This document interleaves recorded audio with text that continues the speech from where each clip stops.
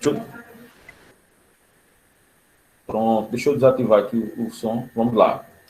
Continuando. Você está prestando? Pronto, então continuando. Essa ideia é central dentro da teologia paulina.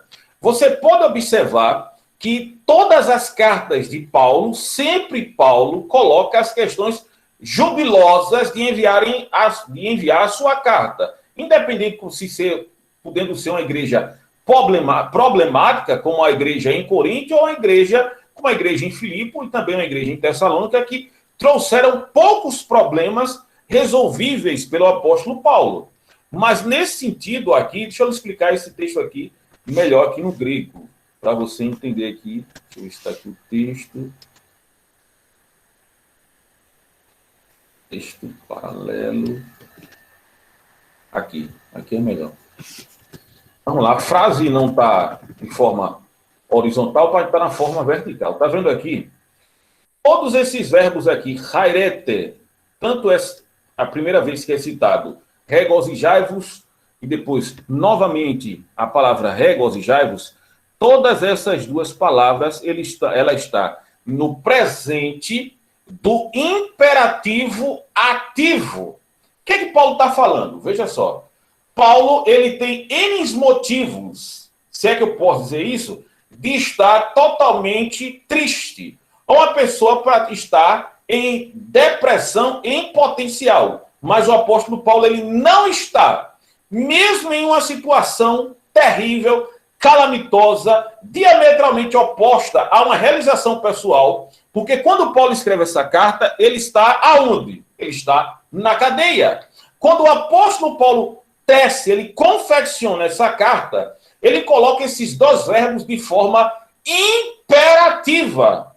O que Paulo está dizendo não é uma escolha da audiência originária dessa carta, não. A alegria cristã é um imperativo direto. É uma ordem que ele está dando para a igreja. Por quê? Veja só. Para Paulo confeccionar essa carta, eu até falei isso mais ou menos de forma mais panorâmica em outras aulas. Paulo, ele confeccionou essa carta, para você entender melhor, quando ele estava na cadeia. Na cadeia, essa carta dele é uma carta resposta, não acidental, à preocupação inicial da igreja. Qual era a preocupação da igreja em Filipe? Ora, o pastor da nossa igreja, ele está preso? Literalmente, se é de forma injusta, porque ele é uma pessoa em Cristo, uma pessoa boa, literalmente essa pessoa está triste. Você acha que algumas pessoas entram numa ambiência tétrica, como suicídio, ou desespero, ou depressão, de forma causuísta, principalmente quando você é de forma injustiçada? Imagina agora um pastor, como a gente viu um caso que foi registrado, isso acredito que foi na igreja adventista, de um pastor, quando terminou a sua EBD pela manhã, uma jovem da igreja pediu um microfone porque tinha algo de especial para falar da vida desse pastor. E quando essa jovem pega no microfone da igreja, ela disse que era amante do pastor. E todo mundo ficou em estado de choque. E outra coisa, e além disso, ela disse, eu tenho como provar, porque eu sei marcas que ele tem em determinadas regiões, que eu não vou abordar aqui, que só a esposa dele sabe. E disse à esposa dele as marcas, e ela confirmou. Com isso, sabe o que aconteceu? Ele perdeu o seu ministério, perdeu a sua família, e ele foi morar em um lugar distante da cidade. Depois de anos, essa jovem fica doente. E ele chama, ela convoca naquela mesma igreja outra reunião, para dizer que tudo o que ela tinha dito era mentira. Quando visitaram aquele pastor, ele estava num estado de putrefação da alma.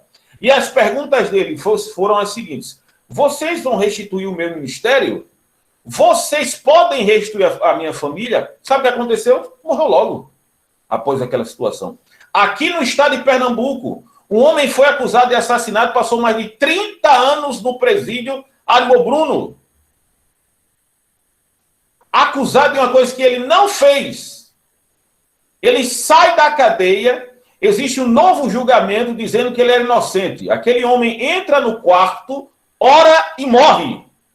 devido à tristeza intensa que aquele homem estava. Agora imagine uma pessoa que abjetou tudo da sua vida que era de relevância, importância e de ascensão social em prol à causa do Evangelho da Graça de Cristo.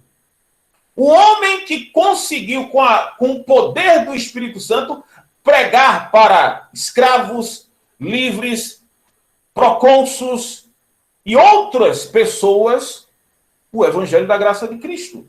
E agora esse homem se encontra em uma cadeia totalmente salubre. O que é que a igreja naturalmente diagnosticou? Simples. O apóstolo Paulo ele está triste, porque foi preso de forma injusta. E ele tece essa carta até Thomas Watson, o próprio William McDowell, o próprio William Buckley, Hernandes Lopes, Simon Castman, William Hendricks e outros puritanos, na historicidade dessa interpretação, vai dizer que essa carta é um tributo de Paulo a Deus e ele demonstra isso através da sua alegria, mesmo em uma ambiência diametralmente oposta à realidade da qual ele vivia outrora. Por isso, meus irmãos, que essa carta é chamada de Carta da Alegria. Lógico que ninguém quer pagar um ideário aqui totalmente contrário. Dizer que o cristão ele não pode sentir tristeza, ou um cristão ele não pode ter depressão, porque a defectibilidade do pecado, ele atinge todo o nosso ser, inclusive a nossa mente, que direciona toda a nossa vida. Pode acontecer de um cristão estar em depressão. Isso aconteceu com Charles Haddon Spurgeon, que além disso tinha gota, assim como o próprio Calvino, que também teve problemas emocionais devido à simultaneidade de problemáticas existentes na sua vida. Não é errado dizer isso. Até alguns dizem que George Whitefield também teve problemas emocionais em relação ao fardo ministerial. E Paulo, ele tece esse tributo a Deus através da alegria e pede que a igreja, literalmente, seja uma igreja alegre. É uma ordem, muito bem, Patrícia. É uma ordem expressa por Paulo de Cristo. Vocês estão me entendendo, amados? Sim ou não? Sim. Uma pergunta aqui da internauta. O que foi, Patrícia?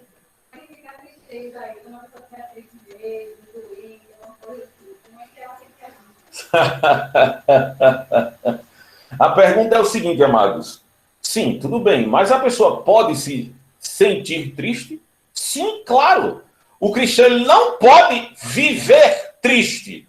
Ele não pode entrar nesse existencialismo, está aqui meu sociólogo Caio para me ajudar, esse existencialismo de Jean-Paul Sartre, ou pessimismo de Nietzsche, ou até mesmo evocar a figura dos epicureus, que diziam que a pessoa ser alegre é uma questão de ter um estado sentimental errado. Não, não tem nada a ver. Lógico, o cristão pode ter tristeza. O próprio Senhor disse, a minha alma está angustiada até a morte. Isso não tem problema nenhum.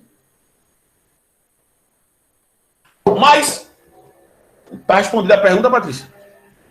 Mas, partindo desse pressuposto, vejam só. Primeiro que nós temos que entender na Aristologia paulina. Primeiro, alegria dentro da cristandade é uma ordem, é um imperativo. Eu vou lhe mostrar por quê. Primeiro, todo cristão, lógico que existem fraquezas, existem problemas de ordem moral com o crente, existem problemas nós somos pecadores, como o apóstolo Paulo disse, lá em 1 Timóteo capítulo 1, verso 15.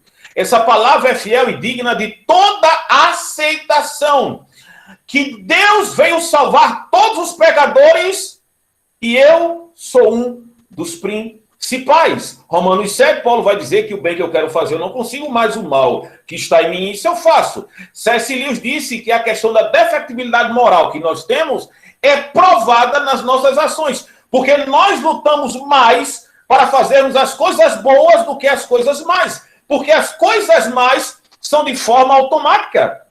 O próprio Calvino dizia, aquilo que você vê de bem em mim é Cristo, e o que você vê de mal sou eu mesmo.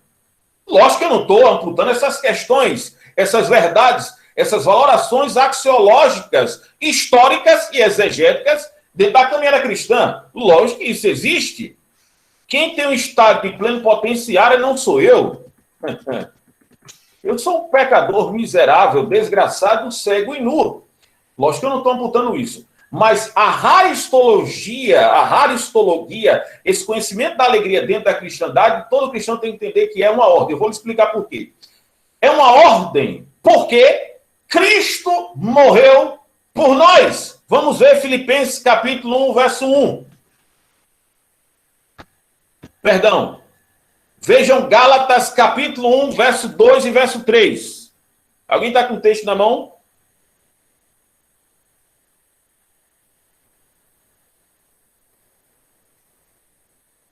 Gálatas o quê, professor? Verso 1, 2 e 3. Paulo, apóstolo, não da parte dos homens, nem por homem algum, mas por Jesus Cristo e por Deus Pai, que o ressuscitou dos mortos. E todos os irmãos que estão comigo, as igrejas da Galácia. Graça e paz da parte de Deus Pai e da nosso Senhor Jesus Cristo. Pronto. O que é que Paulo está dizendo? Graça e paz da parte de Deus, que ressuscitou Jesus Cristo dentre os mortos. Graça e paz. Graça, para você entender, vem do mesmo cognato. Graça em grego é charis, que quer dizer favor imerecido. O que é o favor imerecido da parte de Deus com relação à nossa soteriologia? Diz lá em Efésios 2,8, pela graça sois salvo, mediante a fé. E isto não vem de vós, é dom de Deus, não vem das obras para que ninguém se jacte, porque somos feituras dele, criados em Cristo, predestinados ou pré-ordenados para as boas obras. 1 Coríntios capítulo 15, verso 9, Paulo vai dizer o seguinte, eu não sou digno de ser chamado apóstolo, porque antes eu fui perseguidor da igreja. Paulo está dizendo isso. Mas... Eita.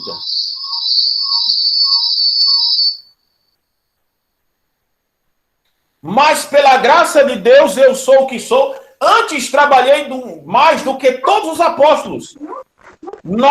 A nossa motivação por estarmos alegres é porque nós éramos pobres, desgraçados, cegos, condenados à morte, mas Cristo encarnou. Tem um anjo aqui que apertou o som. Pronto, agora. Mas Cristo encarnou, se fez carne por nós, nos resgatou, como diz lá em Gálatas capítulo 3, 13. Cristo nos resgatou da maldição da lei, porquanto está escrito, maldito todo aquele que for pendurado no madeiro. Ora, nós estávamos condenados ao pecado pelas nossas próprias obras, como diz Isaías 64. As nossas obras elas são trapos de imundícia. E o que é que acontece? Nesse sentido, Paulo está dizendo que nós não devemos estar tristes, porque Cristo morreu e ressuscitou por nós. A alegria cristã, a haristologia, ela é baseada não no nosso estado emocional, não é no nosso estado financeiro. A haristologia cristã é baseada em Kyrio. Olha aqui a expressão. Em Kyrio, ou Kyrio. Está vendo essa expressão aqui?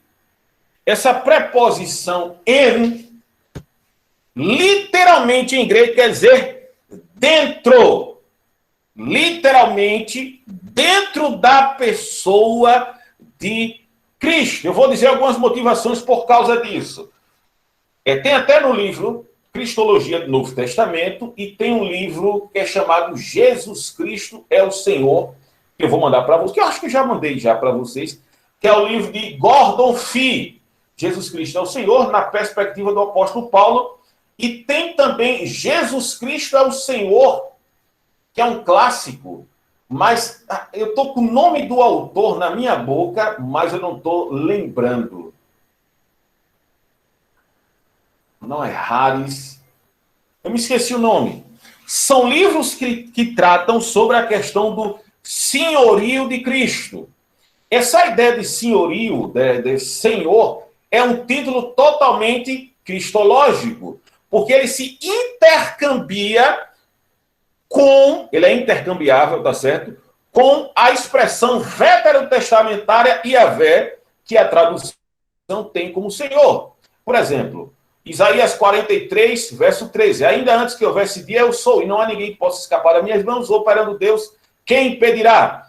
Isaías 43, 2, vai dizer, quando passares pelas águas, eu sou contigo, quando passares pelos rios, eles não te submergerão, quando passares pelo fogo, nenhuma chama arderá em ti, porque eu sou o Senhor. Esse título é intercambiável com o título de Deus, veterotestamentaramente, como Senhor. Essa é a ideia.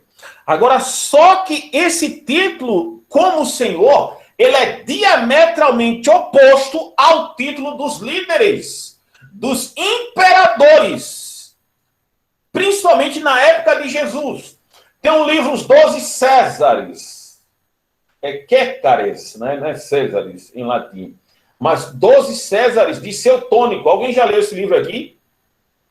Já ouviu falar? Já li algumas coisas dele. Você viu ali que todos os imperadores, o único que não era homossexual só era Cláudio, né? Mas vamos lá. Deixa eu explicar para você. O imperador, ele assumia, principalmente quando Augusto assumiu o trono e colocou o Império Romano em cena, depois da queda de Marcos Antônio, quando ele assume o título do imperador, e o primeiro cidadão literalmente romano. O que é que acontece com a personificação dele? Ele é deificado, acabando com o triunvirato, que eram governados por 3 líderes, Roma, acaba com essa ideia, e a partir daquele momento, ele vira tanto sacerdote, mas ele é deificado com o título de Senhor. Quando os cristãos, está lá no livro de John Fox, que é o livro sobre os mártires da igreja, que aconselho a você ler também. Nesse livro ele vai dizer que muitos cristãos, eles foram condenados à morte, por não adorarem a quem, meus irmãos? A quem? O imperador. A César, que tinha o título de Senhor, literalmente. Lembra que Paulo está endereçando uma carta para uma comunidade cristã que está inserida no Império Romano? E, como diz Simon Cashman no seu comentário, ele vai mostrar claramente, que a maioria dos cidadãos da cidade de Filipe eram, sabe o quê? Soldados romanos aposentados, que deviam a sua devoção ao imperador. O que Paulo está dizendo é que a sua alegria não depende dos... E o apóstolo Paulo aqui indica, ele estava preso embaixo da casa do imperador, em que todas aquelas pessoas tinham ele como Senhor. A alegria, por isso que é muito problema, irmãos, com a nossa semi-idolatria política. Porque nós, como disse John Calvino, que o nosso coração é um eterno fabricador de ídolos, nós colocamos a nossa esperança messiânica em terceiros. Perdão. Em pessoas fadadas ao fracasso igual a nós. Em uma perspectiva política. Ou se o dólar está alto, ou se o dólar está baixo. Ou se a nossa funcionalidade eclesiológica garantisse uma questão de uma alegria perene. Por isso, vejam só, por isso que a maioria das pessoas no mundo estão doentes, mas não fisicamente, mas emocionalmente. Já diziam os helênicos que mente sã, quem disse isso foi Sócrates. Corpo sã. Agora você pega um homem pequeno, velho, preso pelas pernas, na antessala do martírio, com sangue esguichante perto de onde ele estava num presídio de segurança máxima, onde um gladiador romano estava do seu lado, vigiando, trocando o turno 3 por 24 horas, 3 pessoas a cada 24 horas, não tendo a conta bancária gorda, não tendo, ele já tinha objetado a ideia de, como professor, a gente viu isso na aula de zeneatologia, já tinha objetado essa ideia. Aí Paulo disse, alegrai-vos dentro do Senhor. Deixa eu explicar uma coisa aqui para vocês. No ano de 2006, com a graça de Cristo me salvou, minha tia inventou de abrir uma lan house, amor, nos matos, lá onde eu morava no Curado 1. E nessa lan house, em 2008, minha primeira pesquisa que eu fiz na internet foi: qual é o grupo de pessoas mais alegres no Brasil? Instituto Brasileiro de Geografia e Estatística dá a resposta, é o IBGE. As pessoas mais alegres são os cristãos. Por isso que a nossa haristologia parte do pressuposto que a nossa alegria não é no dólar, não é no dólar. A nossa alegria não é na nossa situação financeira. A nossa alegria não é no status quo. A nossa alegria é dentro de Cristo. Deixa eu lhe explicar uma coisa aqui. Na teologia do segundo templo, deixa eu perguntar aqui a vocês. Se vocês quiserem abrir o microfone de vocês, vocês podem abrir. Alguém aqui já ouviu falar na teologia do segundo templo?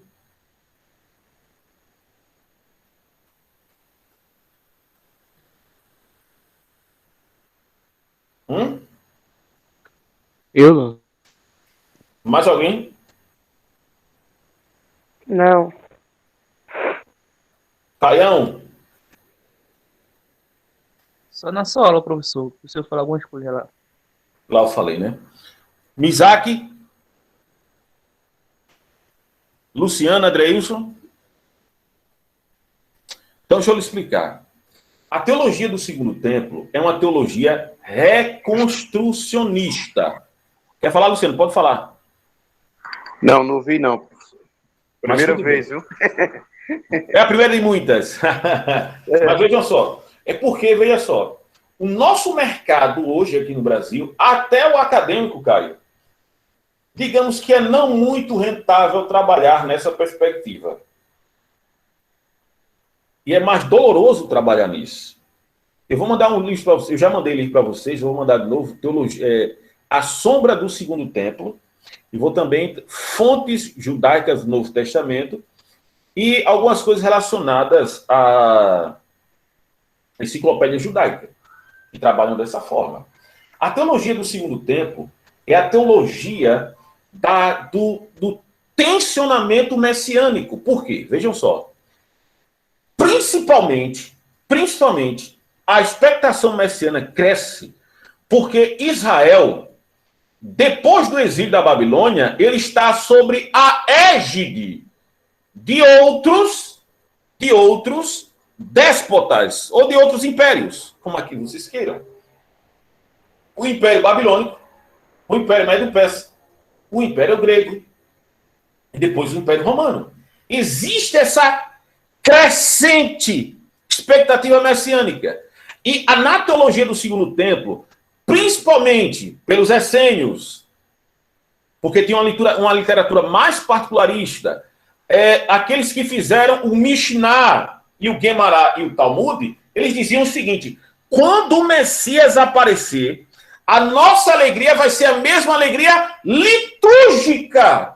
Qual é a alegria litúrgica? Principalmente no dia do perdão, embora que passassem 25 horas em completo jejum, tá certo? Que é a festa de Yom Kippur, que é a festa de onde as pessoas vão pedir perdão, mas existe um apogeu de alegria, uma esfuziência em relação ao Messias, que quando ele vier as coisas vão ser restauradas e a alegria outrora roubada pelos nossos próprios pecados e também por estarmos sendo capitaneados por outros povos, nós voltaremos a ser alegres. Essa é a ideia da teologia do segundo templo. Dessa liturgia, dessa volta. Vocês lembram que de Isaías? Aí, pastor, professor, o senhor está falando de Isaías, sim. Eu vou só dar uma dica aqui para vocês. 60% da construção dos textos de Paulo, a base é Isaías, Gênesis e Salmos. Já fico logo consciente disso, tá certo? Porque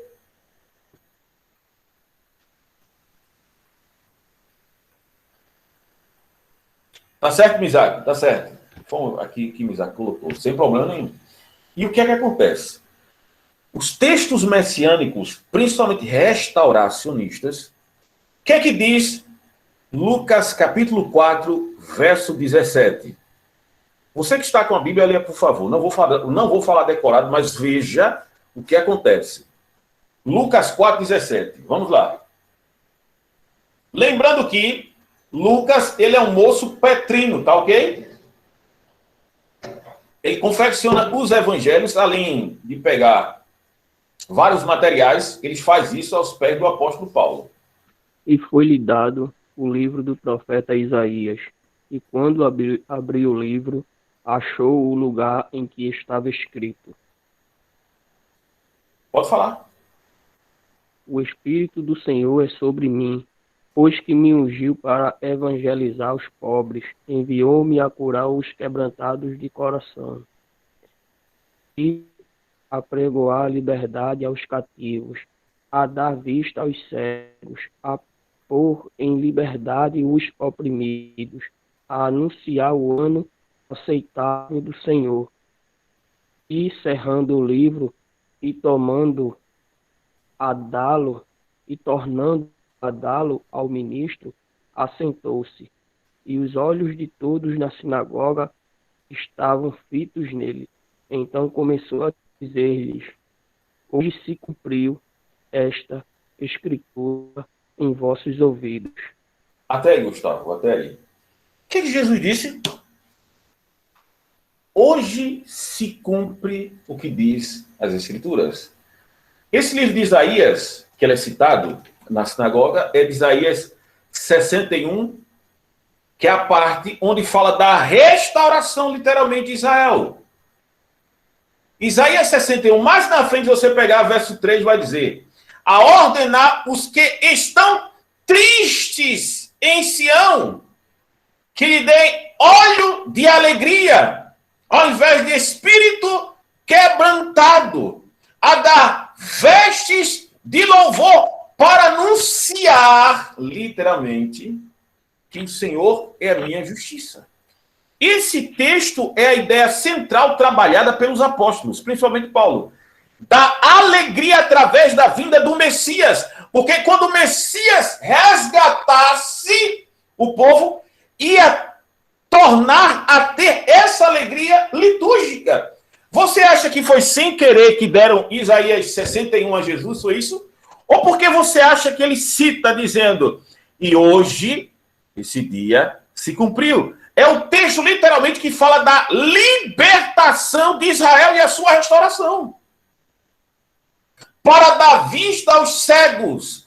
Há uma parte na teologia que é disputável, porque no texto de Isaías 61 não fala de ressurreição. Mas Jesus cita a ressurreição. Por quê?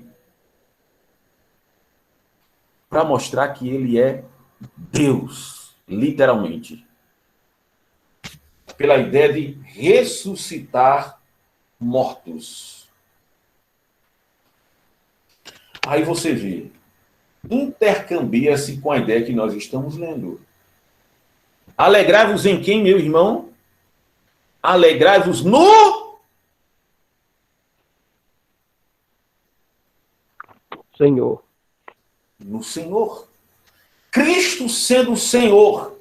Senhor quer dizer tendo a parte central da nossa existencialidade, você pode ter certeza que mesmo em face da perseguição, da dor, na prisão, em outras coisas, é onde nascem os mais belos hinos.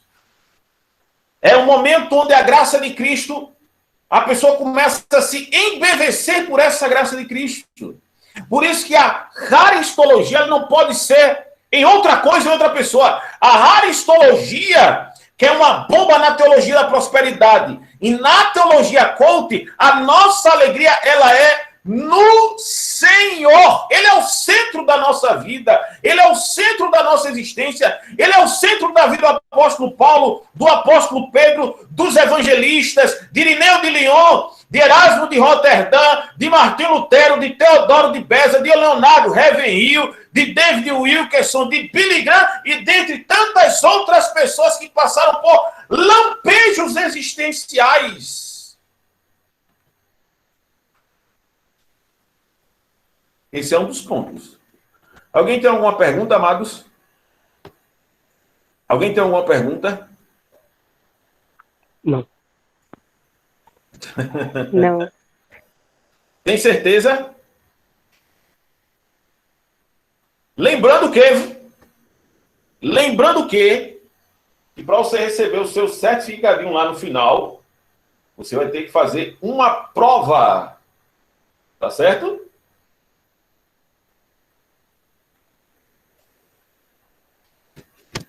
Vamos lá.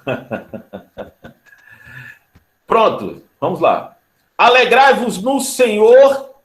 Olha aqui o advérbio de tempo. Isso é a expressão de pan, o nome é pantote, isso aqui em grego a linguagem é essa, mas é a junção de duas palavras. Pan quer dizer todos ou tudo. O tote é a ideia de tempo, quer dizer sempre. Por isso que é imperativo.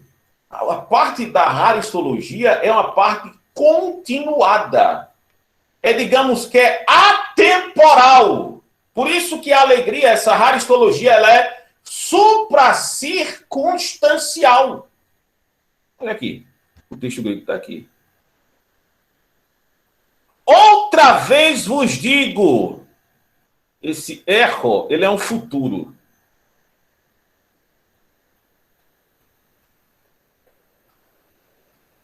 E está aqui, mais uma vez, um imperativo.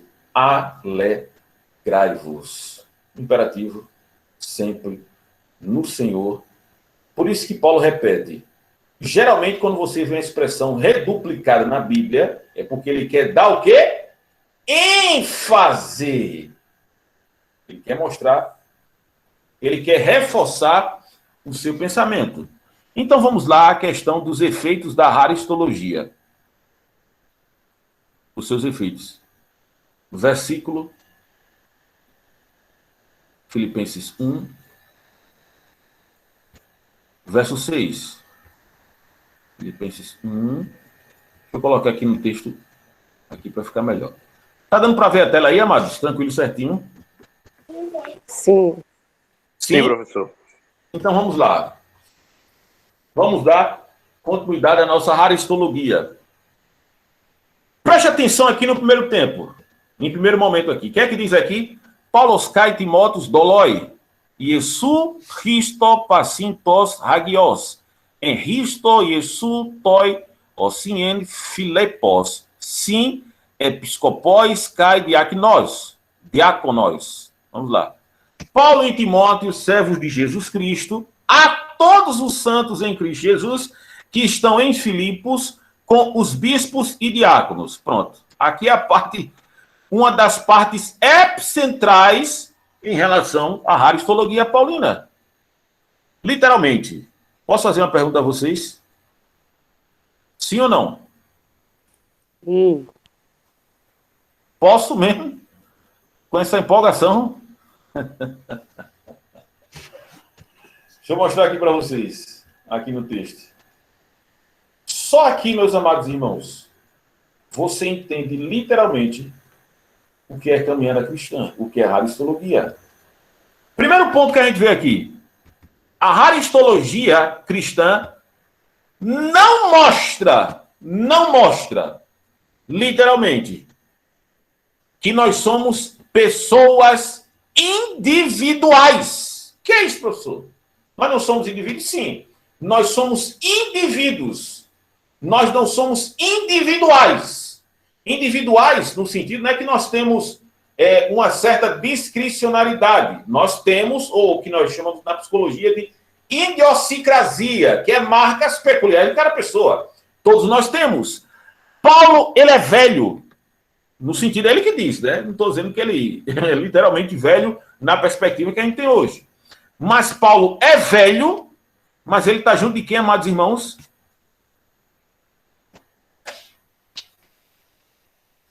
De quem? Timóteo. Paulo e Timóteo. A haristologia passa de um pressuposto que não existe individualidade dentro da cristandade. Existe um amálgama de subserviência de tudo em todos para Cristo. Eu sou servo de Cristo e sou servo também da sua noiva amada, da sua igreja. Não existe pedestais dentro da cristandade. Não existe isolacionismo dentro da igreja, ou até mesmo absenteísmo. Absenteísmo é a ideia de que uma pessoa, ela diz que pertence a um lugar, mas quase nunca vai lá. É mais ou menos a filosofia do desigregismo. Está mostrando claro aí. Veja só, Paulo e Timóteo. Paulo, ele é um apóstolo, já é um senhor, juntamente com Timóteo, mostra essa ideia de intercambialidade, de subserviência de Deus para todos. Servos de Jesus Cristo, que é o doloi. Vocês sabem a ideia de servo. Eu já entrei aqui na questão, literalmente, do servo, na perspectiva do primeiro século. Entrei aqui, cara, me lembra aí. Tu que está em todas as aulas. Cadê Adreilson? Adreilson saiu, foi?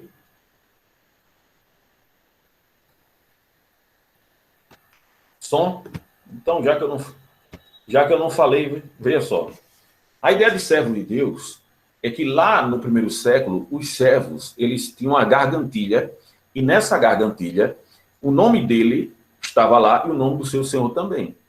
De maneira que quando as pessoas o vissem, se caso eles surgissem, esses servos, ou esses dolos, no caso da Tuloi, no caso do Dulos, as pessoas, se ele surgisse, as pessoas viam a quem ele pertencia. Ele diz, Paulo, servo de Jesus Cristo, a todos os santos em Cristo Jesus. Olha a subserviência dele. Assim que a roupa também da diferenciação, o Patrício está me ajudando aqui em relação aos profetas, que estão em Filipe. Paulo escreveu somente a carta aos Filipenses, seus irmãos? Não. Paulo escreveu quantas cartas? 12. Paulo escreveu quantas cartas, amados irmãos? 12. 13. 13 cartas. 13 cartas. Paulo disse que só tem crente em Filipe, é? Tem crente em Coríntio. Tem crente em Tessalônica. Tem crente em Éfeso. Tem crente em Colossos. Tem crente em vários lugares. A igreja, ela nasceu para nós, indivíduos, perdermos essa individualidade e sermos subservientes a todos. Aí, pastor, o que é que tem a ver com isso, alegria? Tudo. Tudo. Uma pessoa, quando está com a predisposição em ter depressão, o que é que ela faz? É o quê? Vive o seu isolacionismo. Mas quando eu entendo esse meu encaixamento dentro do corpo de Cristo, isso naturalmente é um óbice para a tristeza. Por quê? Porque eu entendo que eu não estou só. Deus está levantando pessoas para cuidar de mim também, independente se eu sou pastor ou não. A prova é disso que Paulo está escrevendo uma carta para o pessoal que mandou dinheiro para ele, porque estava preocupado, porque o pastor da igreja estava na cadeia.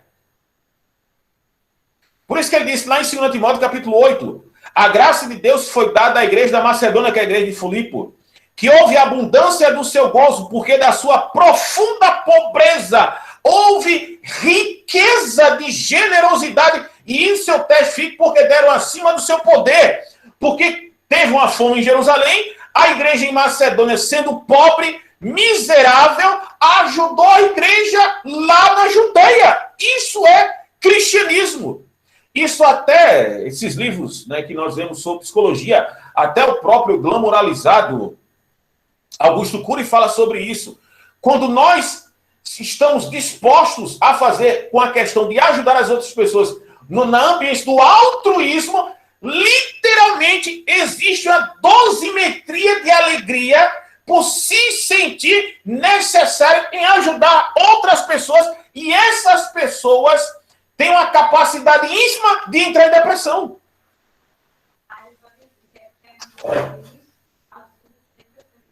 Está aqui minha amiga Patrícia, que é especialista biógrafa de John Charles Hyde. Ela está dizendo o seguinte, que John Charles Hyde, no livro, vai dizer: quer sentir feliz, ajuda as outras pessoas, é? Quer estar sempre feliz, ajuda. Vai pro livro, viu? Vai pro livro. Ajude outras pessoas. Qual é o prazer do inferno de Satanás? Isolar os crentes. Não ter comunhão. O que diz o Salmo 133? Quão bom e maravilhoso é que os irmãos vivam em quem, irmão? Desavença? Chocarrice? É isso? Que vivam em união. É como se o óleo que desceu sobre a cabeça, que desce a barba de Arão até a orla da sua veste, é como o orvalho que desce até Sião, porque ali o Senhor ordena a bênção e a vida para... Até Jesus, irmãos, pediu ajuda a outras pessoas. É algo até, digamos assim, que é antagônico. Pediu para que os 3 discípulos orassem, porque a alma dele estava como, irmãos? Angustiada até a morte. Quando nós entendemos que somos um corpo em Cristo, que servimos outros para Cristo, independente de qualquer ambiente ou funcionalidade eclesial, literalmente, nós vivemos em alegria. Veja o que diz o texto. Graça a vós, que a graça é o quê? É a causa efetiva da nossa soteriologia. Graça é o favor imerecido de Deus para os homens, que a gente acabou de falar aqui. Romanos 5:1, justificado, pois, mediante a fé, temos paz com Deus, e essa graça, pronto. Aonde abundou o pecado, superabundou a, Romanos 5:20, a graça. E paz é o resultado dessa graça, que é a palavra eirene. A paz, que é o efeito do qual nós temos, é uma paz de forma verticalizada, de cima para baixo, que é a paz que nós temos em Deus, e a paz horizontalizada do nosso Pai e do Senhor Jesus Cristo. É o reflexo. Eucaristia, né? Dou graças ao meu Deus todas as vezes que me lembro de vós. Verso 4. Olha como Paulo está triste da cadeia. Como é que ele diz? Verso 4.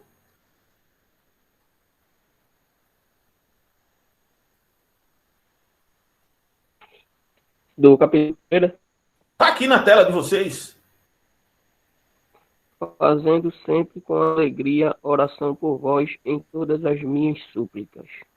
Olha aqui para mostrar em grego as questões, né? Aqui a palavra. Olha aqui a alegria aqui, ó. Raras. Olha a palavra graça. Raris. É tudo cognato, tá vendo? É quase a mesma coisa, ó.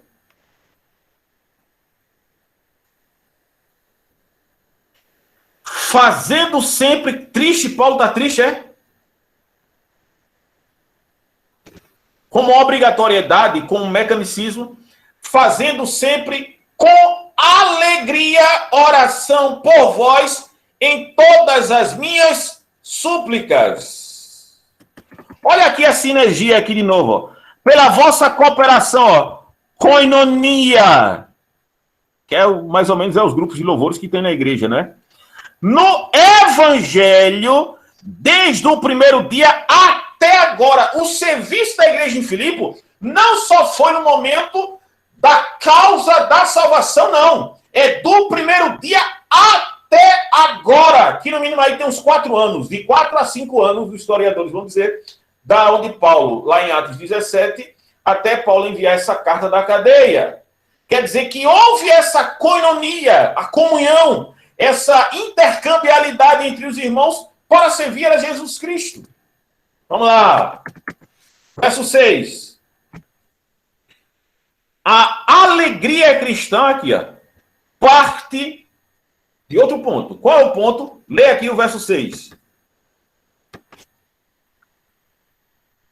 Tendo por certo isto mesmo, que aquele que em vós começou a boa obra, a aperfeiçoará até o dia de Jesus Cristo. Sabe qual a alegria de Paulo aqui?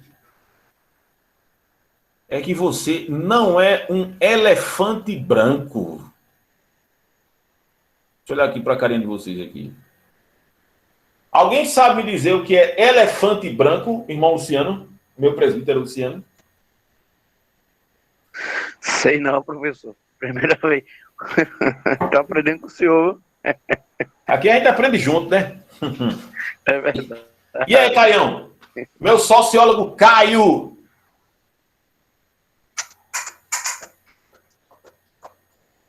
Caio? Professor, assim, mais ou menos o que entende, assim, é algo que não tem serventia, assim. É mais ou menos isso, né? Os irmãos querem opinar mais? Francisco, Gustavo Francisco, o irmão Isaac não pode, porque ele disse que está com um probleminha aí no seu microfone, na sua tela. Estou escutando, estou anotando aqui. Dona Leandra, sabe o que é isso? Que nós não somos o elefante branco? Isso mantém a alegria e a efusiência do apóstolo Paulo? Não. Deixa eu te explicar. Essa expressão, eu aprendi ela em 2011 no Fantástico, né? Infelizmente foi no Fantástico, mas vamos dizer. Um elefante branco, isso no Oriente não, na Índia, quando o rei não gostava de uma pessoa, ele dava um elefante branco. Era muito caro para se manter e não tinha, como o Caio colocou, serventia para nada, era só preguiçoso. Aí aplicaram-se esse termo nas obras aqui no Brasil. Um elefante branco é algo que começa a ser construído, mas não é construído. Você conhece obras inacabadas que poderiam ser acabadas e não foram? Só para você ter ideia, um hospital em 88 que atenderam uma demanda de quase 3 mil pessoas em Goiás. Foi construído inicialmente no ano de 88. Não terminaram até hoje. Uma ponte em São Paulo, a verdade em Santos, que ia acomodar o fluxo de carro. Vocês sabem que em São Paulo, como aqui em Pernambuco, o trânsito é pífio. Que ia desafogar inúmeras pessoas com uma valoração de mais de 100 milhões de reais. Sabe o que aconteceu? Começou e não terminou. Só prejuízo. Um aeroporto, se eu não estou enganado, é no Mato Grosso também, em Goiás, que custou mais de 30 milhões aos cofres públicos. Depois ele construído, sabe o que descobriram? Que ele foi construído na parte errada, que tinha uma montanha perto, e quando o avião fosse aterrissar, ia ter vários problemas em relação a isso. Poderia causar morte de muitas pessoas. Isso é elefante branco. E um dos senadores, falando sobre essas questões do que eu vi no Fantástico, causava quase 30 bilhões de déficits ao erário público aqui no Brasil. 30 bilhões. O hospital que tem aqui, em Paulista, que é de grande porte, que é o Miguel Reis, não é isso, Patrícia? Miguel Reis. Eu me lembro que ele custou aos cofres públicos a bagatela de 8 milhões de reais. Com 30 bilhões de reais, você acha que dá para construir quantos hospitais, principalmente no momento de pandemia como esse? É a ideia do subfaturamento. A mesma coisa, um colégio que ia aportar mais de 3 mil pessoas em Fortaleza, lá na terra do maldito do Ciro Gomes, que não foi construído esse colégio, virou um elefante branco. As praças públicas, e outros tipos de promessas infindáveis das campanhas políticas que deram um déficit de quase 30 bilhões de reais. 30 bilhões de reais é muito dinheiro. É muito dinheiro. Aí essas obras são chamadas de elefante branco. Não servem para nada. Começaram a construir ou tiveram um projeto e não foi construído. E o senador disse o seguinte: um dos grandes problemas para que as obras não sejam concluídas é a mudança e alternância de político no poder. Por exemplo, eu sou do... Jamais isso, né? Que Deus... Né, eu vou até fazer até brincando aqui, um formato de cruz, mas que isso nunca vai acontecer. Suponhamos que eu sou o prefeito que foi eleito aqui em Paulista pelo PT, inicia uma obra, aí eu não termino o meu mandato e entra outra pessoa de outro partido, ele não constrói por pirraça política. Para não fazer, para não, né, glamoralizar o que o outro começou. Só que tem no reino de Deus não tem problema nenhum em relação a isso. Sabe por quê, meus irmãos? Porque lá no céu não existe eleição. Não existe alternância de poder. Não existe mudança. Como diz lá no Salmo 113, louvai ao Senhor, louvai servos do Senhor, seja bendito o nome do Senhor, desde o nascente do sol até o acaso. Ele se inclina dos céus para ver como estão a terra. Ele levanta do pobre e do pó do monturo para fazer o necessitado assentar à mesa dos príncipes, mesmo os príncipes do seu povo. Ele faz com que a mulher estéril seja alegre, mãe de filhos. Louvado seja o Senhor, disse o salmista. Deus não sai do trono, por isso que Deus não faz elefante branco na sua igreja. O que Deus começou na nossa vida, ele vai concluir. Por isso que Paulo disse: eu estou certo de que aquele que começou a boa obra em vós. A obra de Deus, embora nós não conheçamos, ela sempre será boa. Deixa eu falar de um testemunho aqui, que talvez eu não falei ao longo do curso.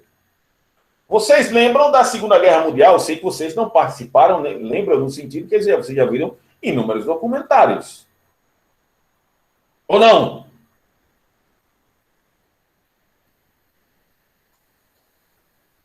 Som? Vocês estão me escutando aqui ou não? Oh. Tá todo mundo me escutando aí, né?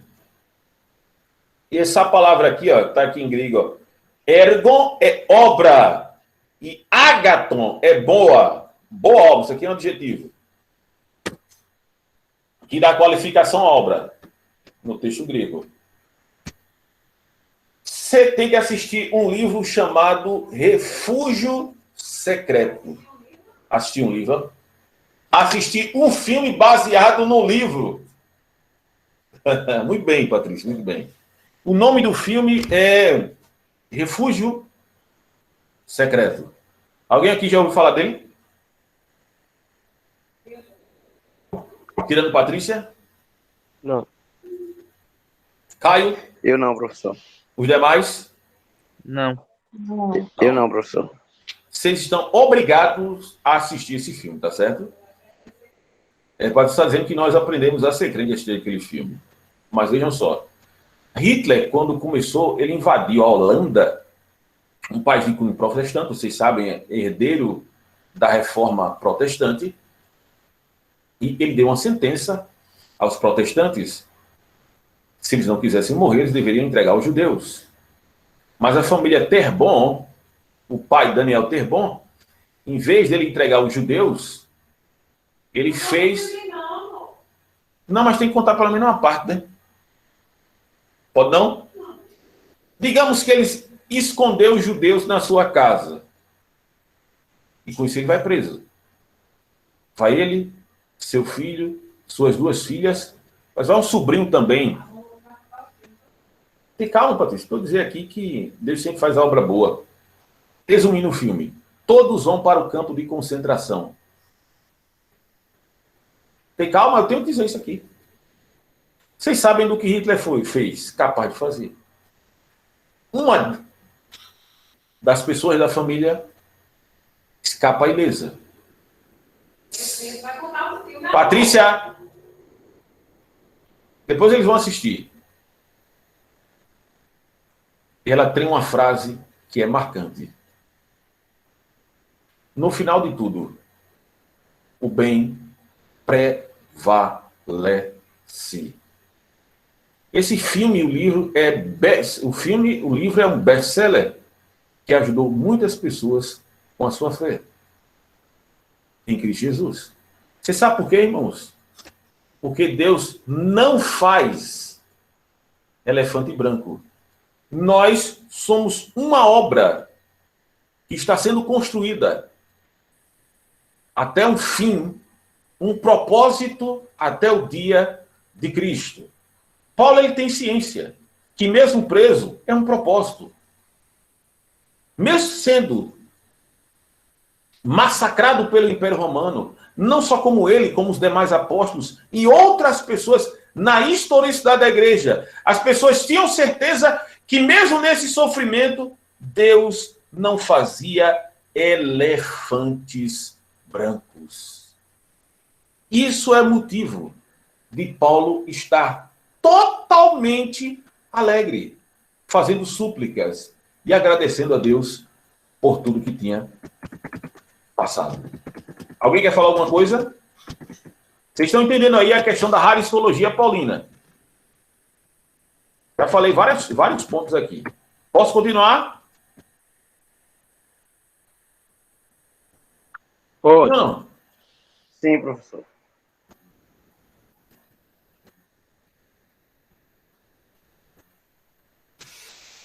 Outro ponto.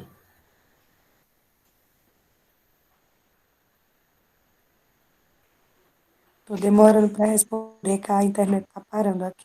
Mas o bom é que está gravando, né? Está gravado, então vocês podem assistir mais uma vez. Verso de número 21. Quer que diz aí, lê um de vocês aí, o verso 21?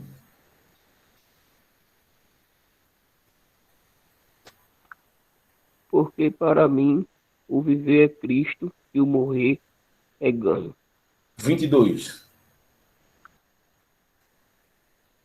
Mas se o viver na carne me der fruto da minha obra, não sei então o que devo escolher. 23. Mas de ambos os lados estou em aperto, tendo desejo de partir e estar com Cristo, porque isto é ainda muito melhor. 24. Mas julgo mais necessário, por amor de vós, ficar na carne. Verso 25. E tendo esta confiança, sei que ficarei e permanecerei com todos vós para proveito vosso e gozo da fé. Para proveito o quê? Tem alguém entrando, é? Ah, sim. O Isaac falou. Deixa eu colocar aqui. Vamos lá. É quase a mesma coisa que eu falei no início, que eu vou falar agora. Porque para mim o viver é Cristo e o morrer é lucro, mas se viver na carne me der fruto da minha obra, não sei então que deva escolher. Mas de ambos os lados estou em aperto, tendo desejo de partir e estar com Cristo, porque isto ainda é muito melhor, indubitavelmente é melhor.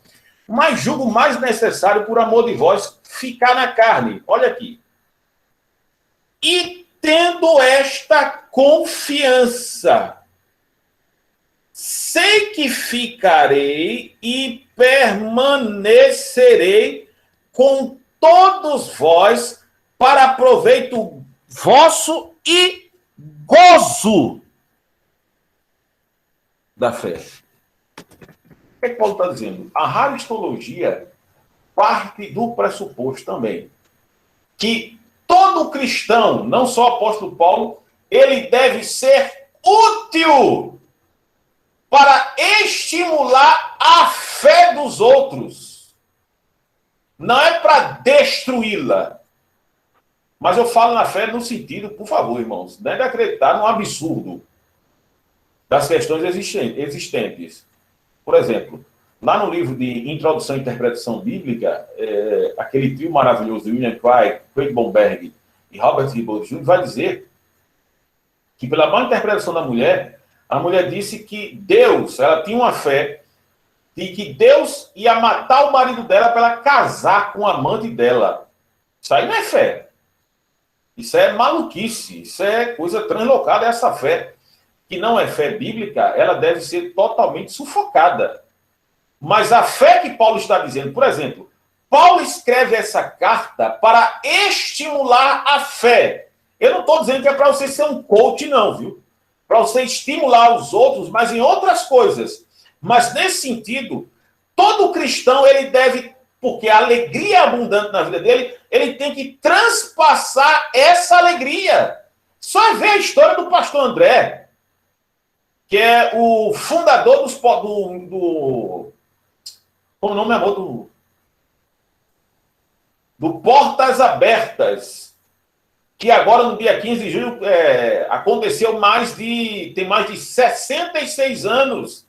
Os livros que ele colocou, ele é conhecido como o contrabandista de Bíblia, que durante muito tempo consolidou a fé em Cristo de outras pessoas, porque diuturnamente Satanás nos ataca continuadamente. Por isso que Paulo diz que vai permanecer com eles para proveito, é que a fé dele, a vida dele era proveitosa e útil para as outras pessoas, para toda boa obra, como um bom obreiro.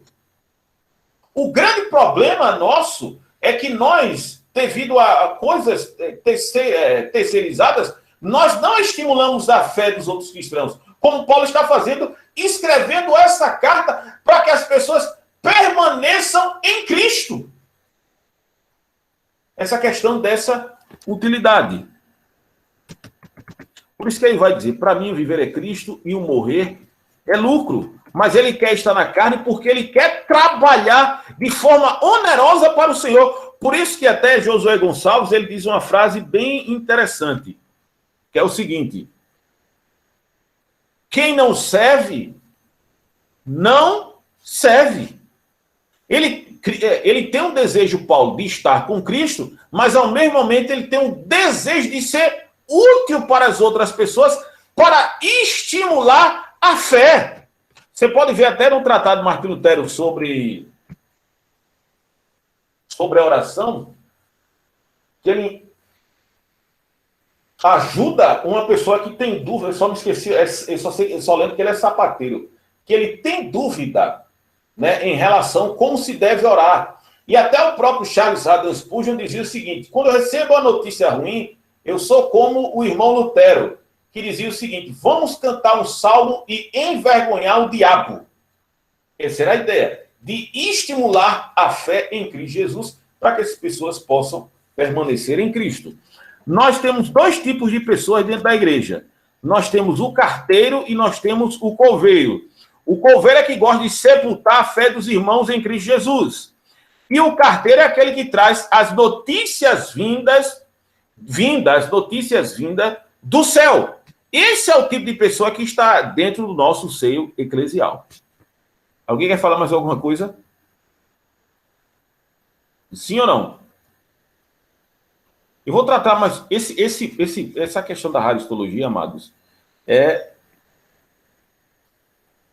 O irmão Isaac colocou aqui, ó: quem não vive para servir, não serve para viver. Aí tá certo. Deixa eu colocar outro ponto aqui em relação à radiestologia no capítulo 4. Vamos para o capítulo 4. Agora vamos ver o efeito da radiestologia na vida cristã, ou que deve ser feito literalmente.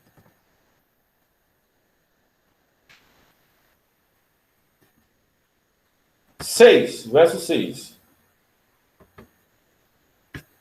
Leia aí, por favor.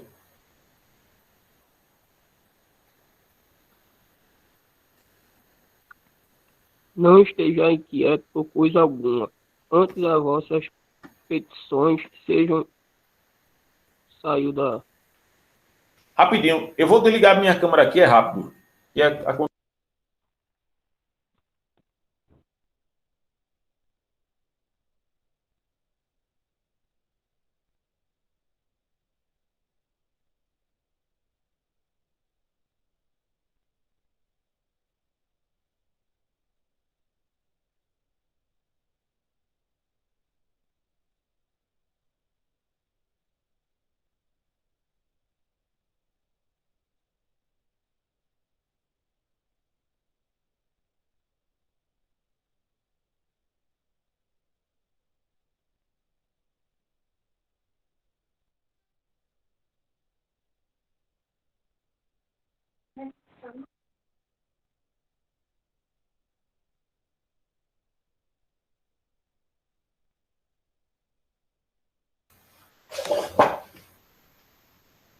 Seja bem-vindo, Alexandre. Deixa eu ver aqui, som. Vou abrir minha câmera aqui. Pronto. Vamos voltar para lá para o texto.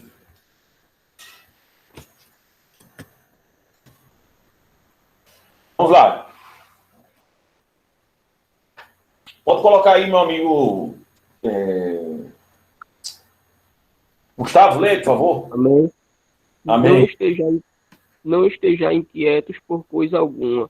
Antes, as vossas petições sejam em tudo conhecidas diante de Deus pela oração e súplica, com ação de graças. Vamos lá. Verso 6. Não estejais inquietos por coisa alguma, antes as vossas petições sejam em tudo conhecidas diante de Deus pela oração e súplica, com ações de graça. A palavra inquieto está aqui, ó. Merimanate. Essa mesma expressão, ela é utilizada lá em Mateus capítulo 6, do 25 ao 33, que a gente vai colocar aqui. Essa ideia no grego, merimate, é a ideia de repartir, é a ideia que a pessoa está totalmente repartida, nesse sentido. O sentido de estar com a cabeça em um lugar e o corpo em outro.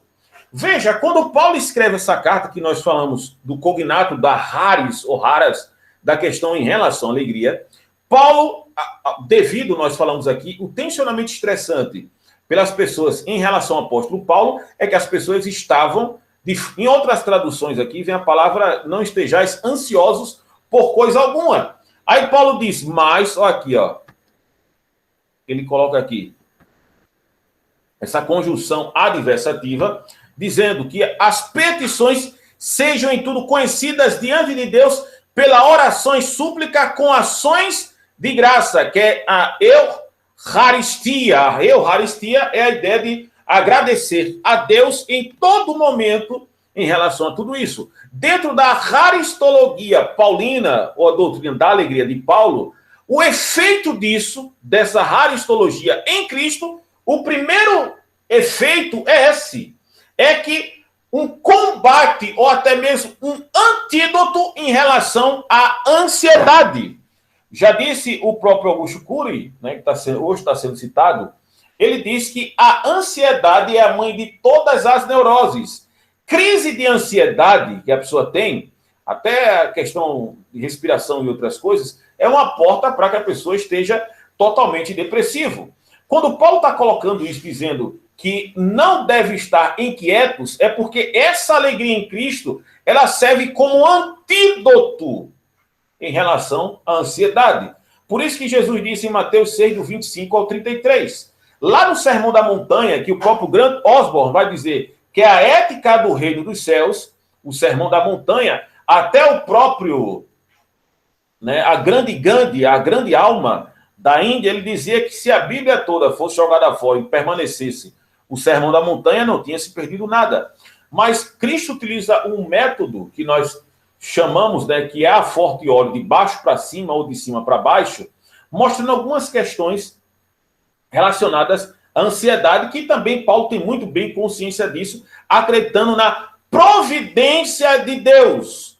Mateus 6, do 25 ao 33. Não andeis ansiosos pela vossa vida, pelo que haveis de comer ou pelo que haveis de beber, nem com o vosso corpo pelo que haveis de vestir. Não é a vida mais importante que o mantimento? Não é o corpo mais importante que os vestidos? Olhai as aves do céu que não semeiam, não seguem, nem ajuntam em celeiros, e vosso Pai Celestial as alimentam. Não tendes vós muito mais valor do que elas? Qual de vós, com toda ansiedade, pode acrescentar um côvado, 45 centímetros, à sua estatura? E quanto aos vestidos, por que andais preocupado? Olhai os lírios do campo, como eles crescem, nem trabalham, nem fiam. Eu, porém, vos digo que nem Salomão, com toda a sua glória, se vestiu como qualquer um deles. Se Deus, pois, que veste a erva do campo, que hoje existe e amanhã é lançada no fogo, não vos vestirá muito mais a vós, homens de pequena fé, e não andeis inquietos dizendo o que comeremos, o que beberemos, porque todas essas coisas os gentios procuram, e o vosso Pai Celestial bem sabe que necessitais de todas elas. Olha agora o segredo. Mas buscai, em primeiro lugar, o reino de Deus e a sua justiça, e todas essas coisas vos serão acrescentadas, e não vos inquieteis com o dia de amanhã, porque deixe cada dia com o seu próprio mal. A alegria soteriológica dada por Cristo dentro desse escopo da haristologia paulina é um antídoto em relação à ansiedade. Se Cristo me salvou, será que Cristo também não pode cuidar das minhas necessidades mais basilares e triviais da minha existência? Por isso que Paulo diz, não estejais inquietos por coisa alguma, antes as vossas petições sejam em tudo conhecidas diante de Deus pela oração e súplica com ações de graça. Eucaristia, que nós chamamos de Eucaristia, é a ideia de ser grato a Deus em todo momento. A haristologia, ou a doutrina da alegria, faz com que nos alegramos nesse Deus que nos salvou e também cuida de nós. E aí, tudo bem?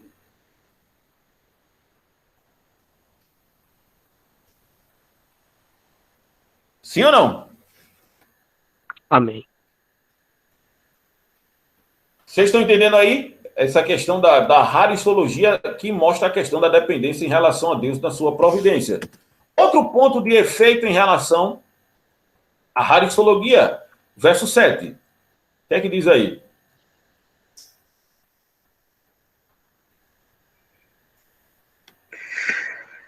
E a paz de Deus que excede todo.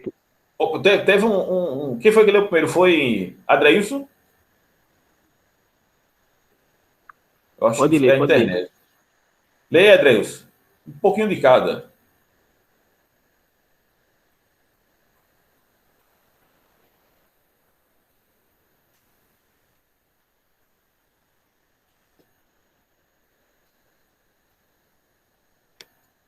Opa! Adreilson? Ele saiu sem que. Eu acho que ele saiu. Eu acho que a internet dele também não está muito boa. Leia, Gustavo, de novo, o verso 7, por favor.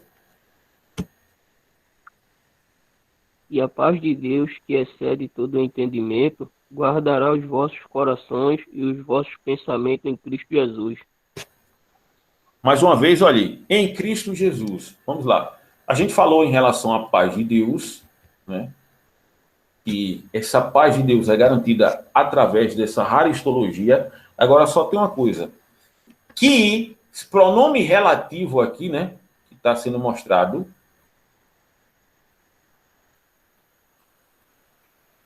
Excede todo esse entendimento aqui, que é essa palavra aqui, ó. Frurescem, né? O entendimento, essa ideia do pensamento, assim, perdão, esse aqui, ó,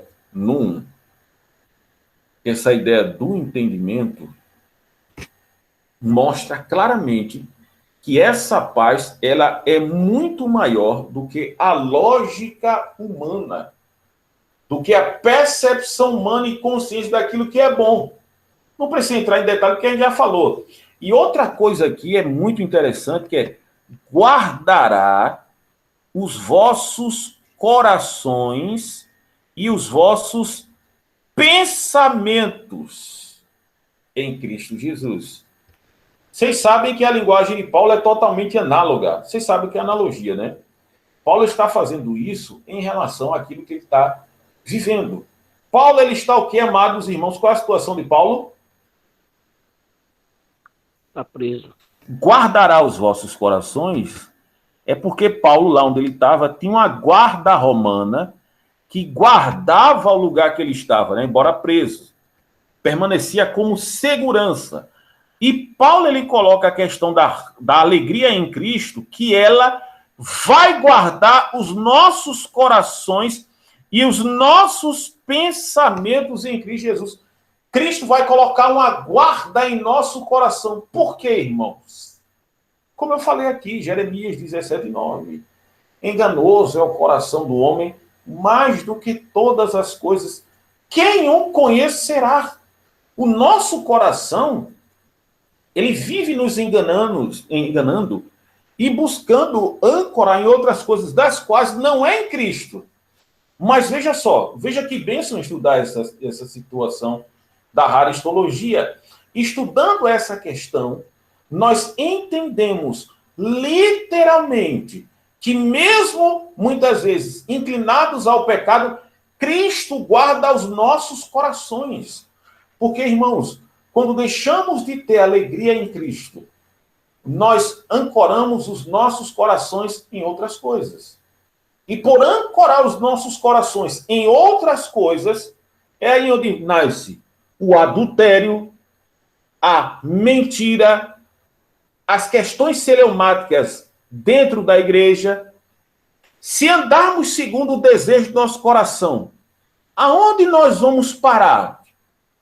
Porque quando nós entendemos essa alegria em Cristo, embora inicialmente nosso coração queira determinadas coisas que não são aprazíveis aos céus, mas muitas vezes, quando a nossa alegria em Cristo, nós pensamos, será que se eu for fazer isso vai agradar a Cristo? Serve como um diretivo em nossos corações, porque Cristo está guardando o nosso coração. Esse assunto é muito extenso.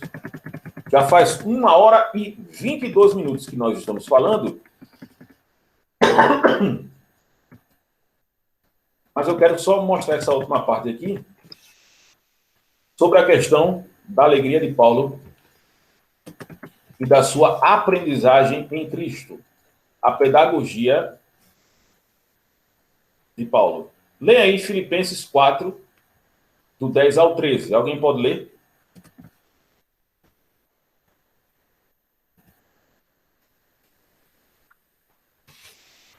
Sim, professor. Leia, amado.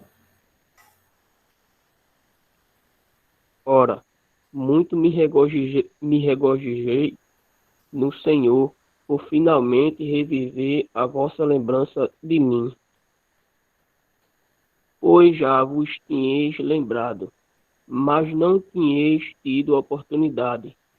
Não digo isto como por necessidade, porque já aprendi a contentar-me com o que tenho, sei estar abatido e sei também ter abundância.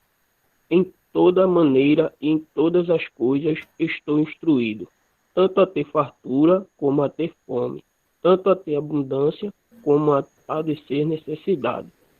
Posso todas as coisas naquele que me fortalece. É o que o apóstolo Paulo fala? Ele fala do que, meus irmãos? Dessa alta suficiência. Agora não é dele, não. Essa alta suficiência é em quem, amados? Em Cristo. É a regra da autarquia, que é a ideia de ser autossuficiente. Isso ficou muito famigerado com minha autarquia, né? Com aqueles bonequinhos, aqueles ventrílogos lá de Doquinha, né? Não é aquele ventrílogo que chamava o pessoal de autarquia. Que isso é até uma expressão política de autossuficiência. Nós não vamos entrar no detalhe aqui. Paulo está dizendo que ele está muito alegre no Senhor por reviver a vossa lembrança de mim, no sentido de lembrar dele, da situação que ele estava, até também com ajuda com donativos, com pecúlio, com erário, com faz-me rir, com dinheiro. E ele diz no verso 11, eu não digo isto por minha necessidade, porque eu já aprendi a me contentar-me, a ser autossuficiente. Mas essa alta suficiência, essa autarquia, não é dele mesmo, mas é a autossuficiência que vem de dentro, que é quem? Cristo. Com o que tenho. Você sabia que existem pessoas que vivem tristes com as coisas que não têm? Ao invés das pessoas se alegrarem com o que têm, elas ficam tristes com o que não têm. Tem alguém que está rindo aqui, foi o quê, Patrícia?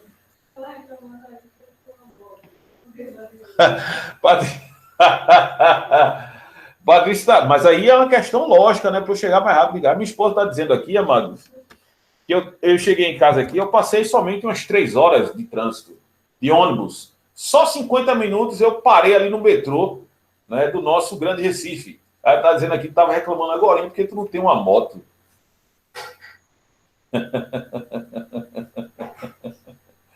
Mas é verdade. Infelizmente, nosso coração, ele se alegra, ele não se alegra com o que tem, mas ele fica triste por aquilo que ele não tem. Mas Paulo vai dizer, nesse sentido, que ele está contente com o que ele tem, porque ele sabe viver abatido em abundância, em toda maneira, em todas as coisas, ele está instruído. Ele coloca aqui o que nós chamamos de melisma. Ele coloca dois extremos para mostrar uma verdade. Fartura, muita coisa. Fome, dificuldade. Abundância, mas padecer necessidade. E o verso 13, que todo mundo conhece. Posso todas as coisas naquele que me fortalece. Nós começamos com aquilo que terminamos, né? Nós terminamos, perdão, com aquilo que começamos. Que a alegria, ela literalmente é do Senhor. Por isso que Paulo está dizendo, eu gosto da tradução nesse sentido do NVI, com a força que Cristo me dá, eu enfrento qualquer coisa.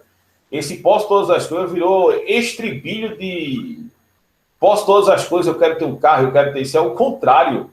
É no sentido de viver na total dependência de Deus e entender que tudo aquilo que acontece na nossa vida é uma pedagogia para que fiquemos alegres em relação com o Senhor e depender dele em todas as coisas. Esse é o efeito da aristologia. Bem, esse assunto é mais intenso, tá certo? Eu espero que os irmãos orem por mim, que eu estou querendo escrever um livro. Gustavo e Caio, que foram diretamente meus alunos, e Luciano, que foi aluno de uma aula só, eu não sei se o Luciano lembra, mas eu tenho um problema em relação a escrever. Eu não gosto muito de escrever, mas eu estou sendo obrigado a gostar de escrever devido a algumas nuances educacionais. Mas esse curso que nós estamos fazendo, ele merece ser escrito, algumas coisas que nós colocamos aqui, as nossas propecções em relação aos assuntos abordados, para que possamos, em Cristo Jesus, fazer um livro, e acredito que os primeiros a receberem esse livro serão vocês, né, que estão fazendo aqui o nosso curso. Meus irmãos, alguém tem alguma pergunta? Alguém quer tirar alguma dúvida? Alguém quer acrescentar mais alguma coisa a isso que foi abordado?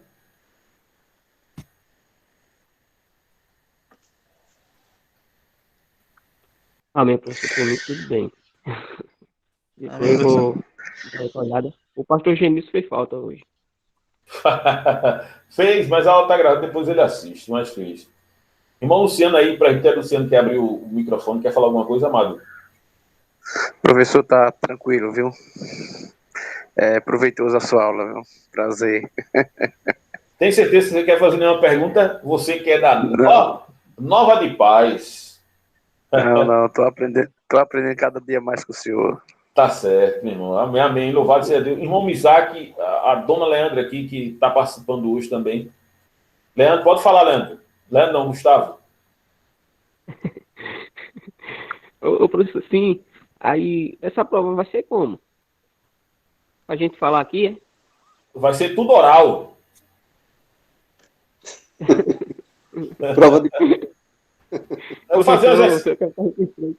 Eu vou mandar um exercício para você responder, né? Deixa terminar o curso. Vai ser fácil. Pra gente responder, né? Eu vou perguntar a vocês. Vai mandar. Olha, vai mandar grego, não. Mande pro irmão Caio, que ele é mais. Diga, Misaki. A sua didática é tão boa, é tão precisa que nos deixa sem palavras. Rapaz, dependendo da ambiência, né, a gente pode ficar assim, será que no sentido, porque a gente gosta de fazer com que o aluno pense, né? Isso é que minha esposa fala muito comigo, que ela disse que às vezes eu falo demais, mas a gente tem que deixar o aluno pensar também, né? Caio e Gustavo tiveram aulas comigo diretamente, né? A gente fazia algumas perguntas lá para que o aluno pudesse pensar tranquilamente, tá certo? Não, eu entendo, e essa eu concordo que essa seja a verdadeira didática, mas, pelo menos para o meu entendimento, né, a sua precisão na didática é muito proveitosa e, assim, confesso que nos deixa praticamente sem dúvidas com relação ao tema proposto, né? Eu fico muito alegre com isso, tá certo? E a gente tá